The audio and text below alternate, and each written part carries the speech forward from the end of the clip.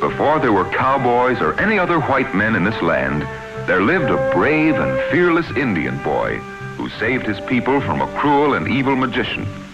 That boy was Hiawatha. Hiawatha lived with his grandmother, Nokomis, by the shore of the great sea called Gitchigumi, and Nokomis it was who taught him the secrets of the forest. Hiawatha learned quickly, and soon he could run swiftly between the trees without making a sound. He could track the deer to its drinking hole and surprise the beaver in its lodge.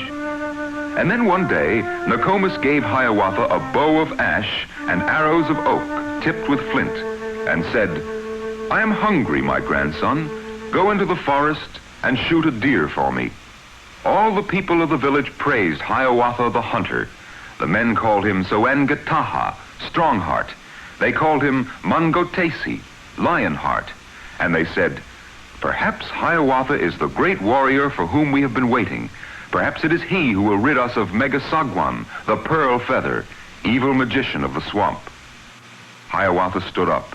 He looked at his people and said, "I will seek the cruel Megasagwan. I will drive him from our land forever." Then did Hiawatha's people shout with joy, and they feasted and sang.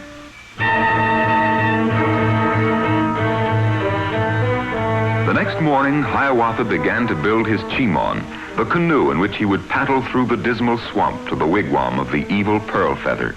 "Of cedar boughs I'll build me first a framework. With larch tree roots I'll bind the boughs together. Now my canoe with birch bark I shall cover. With fir trees balm I'll seal the seams and edges. With berry juice I'll paint my swift canoe." Hiawatha set out. His chimon sailed the black swamp water, where dwelt Dahinda the bullfrog and Kennebeek the snake. He sailed through rotting bulrushes while Sugima the mosquito sang, and Shushuga the heron rose at his approach. Finally, he came in sight of the shining wigwam of Megasagwan the pearl feather. Hiawatha fitted an arrow to his bow. He shot it at the wigwam, calling, "Come forth, Megasagwan! Come out and fight, evil one!" "Go home, Hiawatha! Go home to the women, coward!"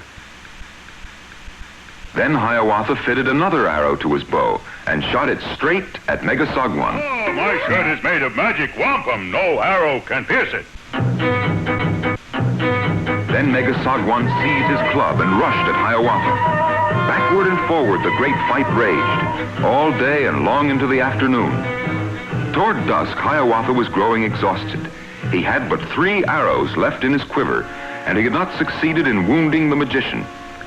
Weak from the many blows of the evil pearl feather, Hiawatha was about to give up the fight, when, on a branch near him, a woodpecker cried, "Aim your arrows at the tuft of hair on Megasagwan's head, Hiawatha, for there alone can he be wounded." Quickly, Hiawatha took one of his remaining arrows and fitted it to his bow. Sing! Oh! Hiawatha took his second arrow. Sing! Oh! And his third. Sing! And that was the end of Megasagwan, the pearl feather, evil magician of the swamp.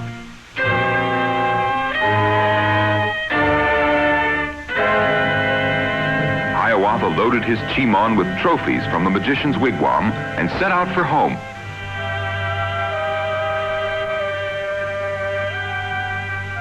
And Hiawatha, the Indian boy, became a great hero of his people.